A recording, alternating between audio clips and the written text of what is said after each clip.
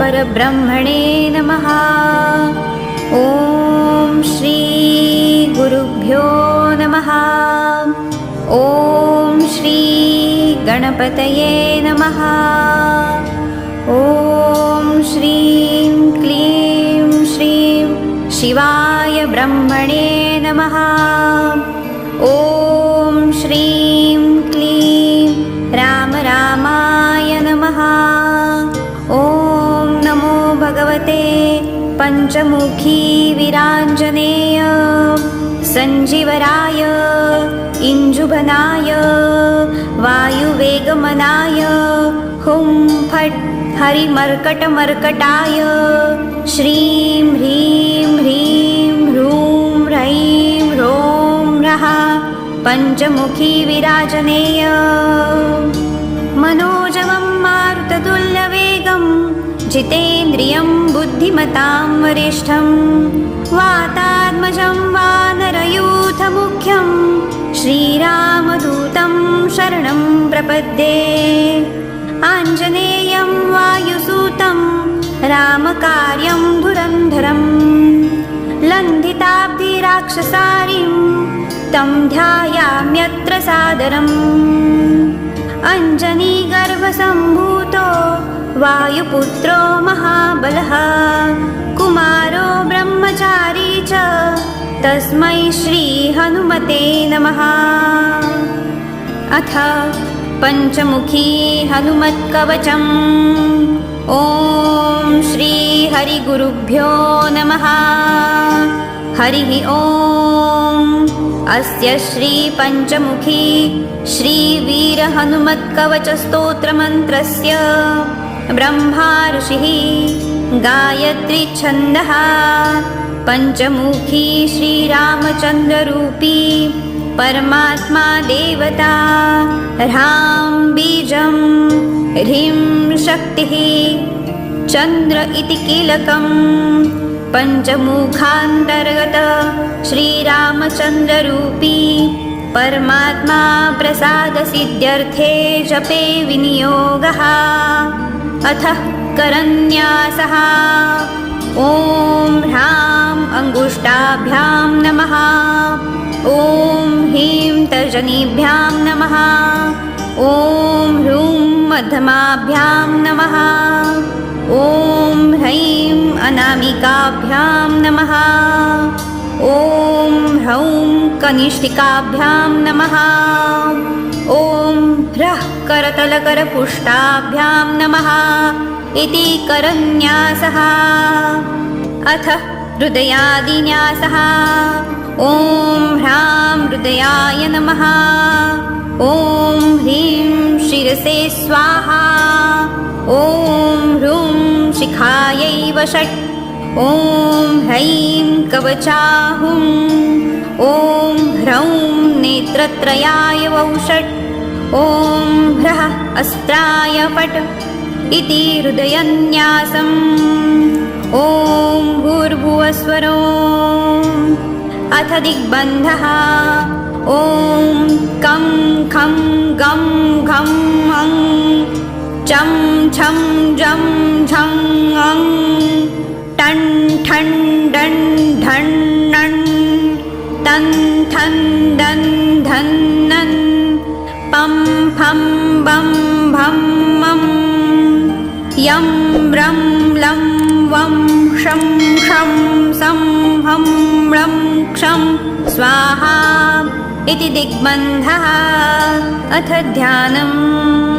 वन्दे वानरनारसिंहखगराट् कोष्ट्रागाश्चवक्त्रान्वितं दिव्यालङ्करणं त्रिपञ्चनयनं दैदीप्यमानं रुचा हस्ताब्जैरसिखेटपुस्तकसुधा कुम्भं कुशादीन्हलान् खड्वागं कनिभूरुहं दशभुजं सर्वारिदर्पापहम् पञ्चवक्त्रं महाभीमं त्रिपञ्चनयनैर्युतं दशभिर्बाहुभिर्युक्तं सर्वकामार्थसिद्धिदं पूर्वे तु वानरं वक्त्रं कोटिसूर्यसमप्रभं दंष्ट्राकरालवदनं भ्रुकुटीकुटिलेक्षणम् अन्यं तु दक्षिणे वक्त्रं नारसिंहं महद्भुतम् अत्युग्रतेजोज्ज्वलितं भीषणं भयनाशनं पश्चिमे गारुडं वक्त्रं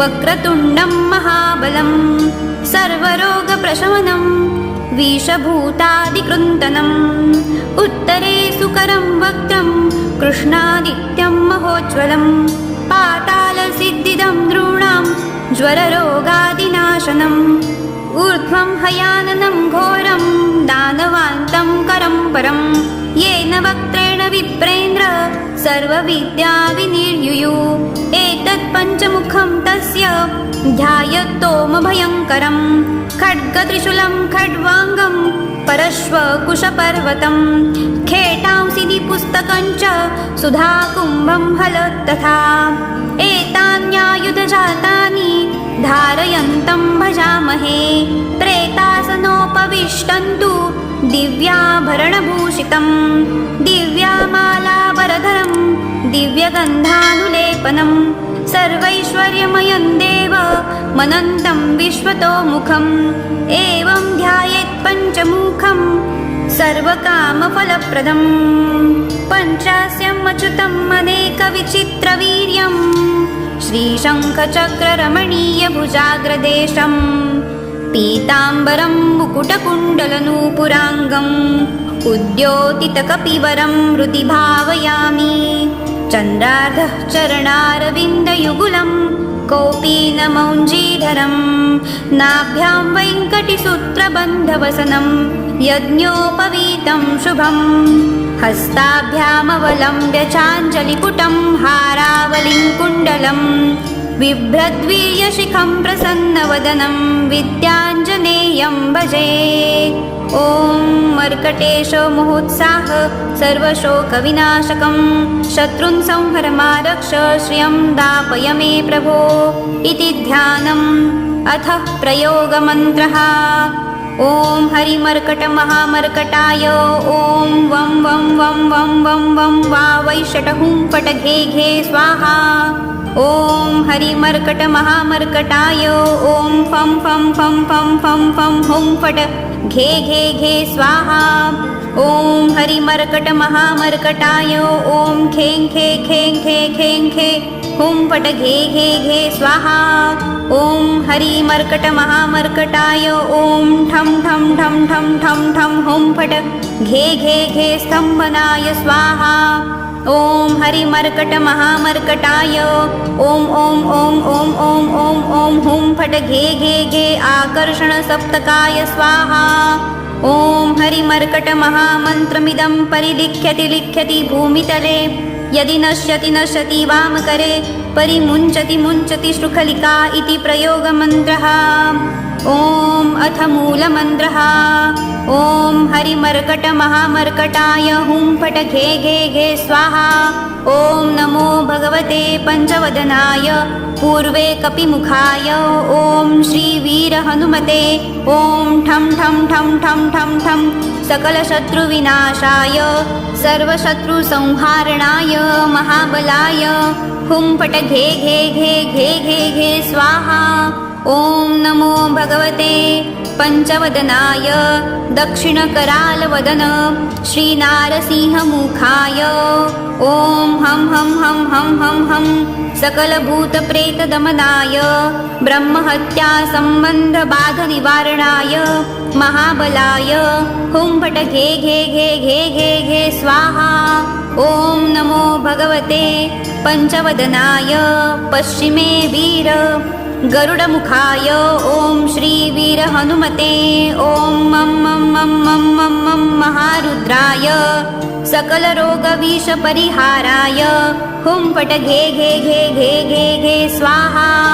ॐ नमो भगवते पञ्चवदनाय उत्तरे आदिवराहमुखाय ॐ श्रीवीरहनुमते ॐ लं लं लं लं लं लं लक्ष्मणप्राणदात्रे लङ्कापुरीदाहनाय सकलसम्पत्कराय पुत्रपौत्राद्यभिवृद्धिकराय हुं फट घे घे घे घे घे घे स्वाहा।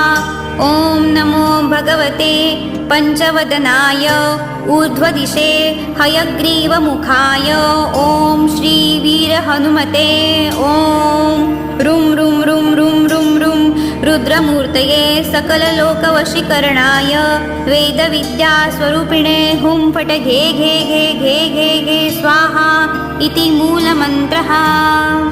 हनुमत्कवचम्। ॐ नमो भगवते आञ्जनेयाय महाबलाय हुं फट घे घे घे घे घे घे स्वाहा।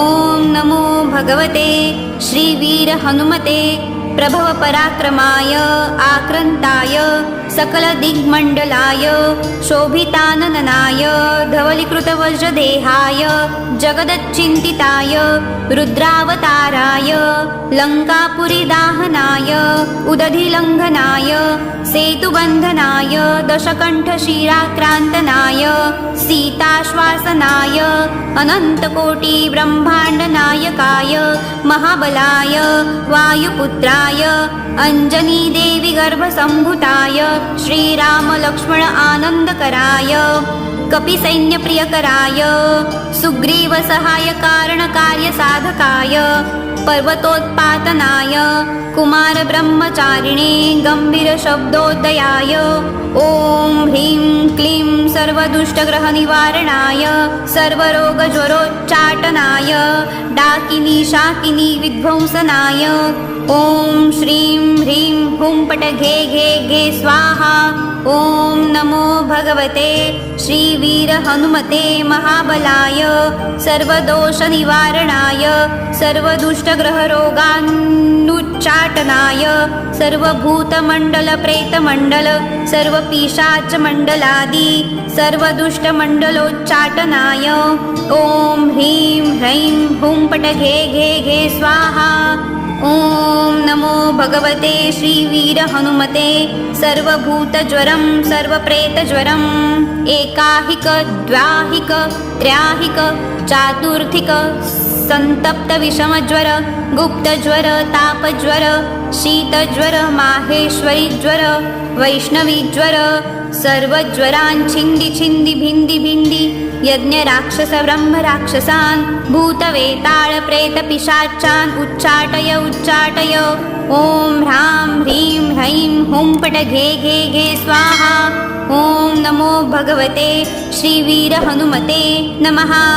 ॐ ह्रां ह्रीं ह्रं ह्रैं ह्रौं ह्रः आह आह असै असै एहि एहि ॐ ॐ हों हों हुं हुं फट घे घे घे स्वाहा।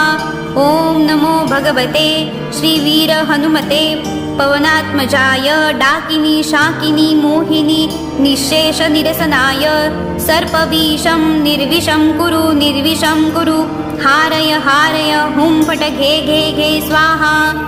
ॐ नमो भगवते श्रीवीरहनुमते सिंह शरशभ शार्दूलगण्डभेरुण्डपुरुषामृगाणाम् ओष्यानि निरसनायाक्रमणं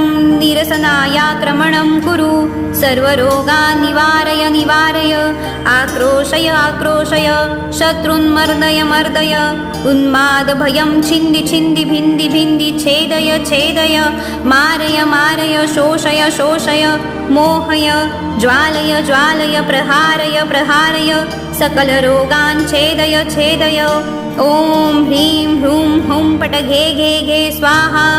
ॐ नमो भगवते श्रीवीरहनुमते सर्वरोगान् दुष्टग्रहान् उच्चाटय उच्चाटय परबलान् क्षोभय क्षोभय मम सर्वकार्याणि साधय साधय शृङ्खलाबन्धनं मोक्षय मोक्षय कारागृहादिभ्यः मोचय मोचय शिरशूलः कर्णशूलः अक्षिशूल कुक्षिशूल पार्श्वशूलादिमहारोगान् निवारय सर्वशत्रुकूलं संहारय संहारय नागपाशं निर्मूलय निर्मूलय ॐ अनन्तवासुकी तक्षक कर्कोटय कालगुलिकाय पद्ममहापद्म कुमुद जलचर रात्रिञ्चर दिवाचरादि सर्वविषं निर्विषं कुरु निर्विषं कुरु सर्वरोगनिवारणं कुरु निवारणं कुरु सर्वराजसभामुखस्तम्भनं कुरु स्तम्भनं कुरु सर्वराजभयं चोरभयं अग्निभयं प्रशमनं कुरु प्रशमनं कुरु सर्वपरयन्त्र परमन्त्र परतन्त्र परविद्या प्राकटयं छेदय छेदय सन्त्रासय सन्त्रासय मम सर्वविद्या प्रकटय प्रकटय पोषय पोषय सर्वारिष्टं शामय शामय सर्वशत्रुन् संहारय संहारय सर्वपिशाच्चबाधां निवारय निवारय असाध्यकार्यं साधय साधय ॐ ह्रां ह्रीं ह्रूं ह्रैं ह्रीं ह्रः हुं फट घे घे घे स्वाहा य इदं कवचं नित्यं नित्यं यः पठेत् प्रयतो नरः एकवारं जपेन्नित्यं सर्वशत्रुविनाशनं द्विवारं तु जपेन्नित्यं सर्वशत्रुवशीकरं त्रिवारं यः पठेन्नित्यं सर्वसम्पत्करं शुभं चतुर्वारं पठेन्नित्यं सर्वरोगनिवारणं पञ्चवारं पठेन्नित्यं पुत्रपौत्रप्रवर्धनं षड्वारं तु पठेन्नित्यं सर्वदेववशीकरं सप्तवारं पठेन्नित्यं सर्वसौभाग्यदायकम् अष्टवारं पठेन्नित्यम् इष्टकामार्थसिद्धिदं नववारं सप्तकेन सर्वराज्यवशीकरं दशवारं सप्तकयुगं त्रिकालं ज्ञानदर्शनं दशैकवारं पठनात् इमं मन्त्रं त्रिसप्तकं स्वजनैस्तु समायुक्तौ त्रैलोक्यविजयी भवेत् सर्वरोगान् सर्वबाधान् सर्वभूतप्रेतपिशाच ब्रह्मराक्षसवेताल ब्रह्महत्यादिसम्बन्ध सकलबाधान् निवारय निवारय हुं फट घे घे घे स्वाहा कवचस्मरणादेवं महाफलमवाप्नुयात् पूजाकाले पठेद्यस्तु सर्वकार्यार्थसिद्धिदम् इति श्री सुदर्शनसंहितायां रुद्रयामले अथर्वणरहस्यं सीताराममनोहर पञ्चमुखी श्री वीरहनुमत्कवचस्तोत्रं सम्पूर्णं श्रीकृष्णार्पणमस्तु। अथ पञ्चवदनस्य पञ्चगायत्री स्मरेत् तत्पुरुषाय विद्महे सुवर्णपक्षाय धीमहि तन्नो गरुडः प्रचोदयात् वज्रनखाय विद्महे तीक्ष्णदंष्ट्राय धीमहि तन्नो नारसिंहः प्रचोदयात् रामदूताय विद्महे कपिराजाय धीमहि तन्नो वीरः प्रचोदयात् नारायणाय विद्महे वासुदेवाय धीमहि तन्नो सुकरः प्रचोदयात् वागीश्वराय विद्महे हयग्रीवाय धीमहि तन्नो हंसः प्रचोदयात्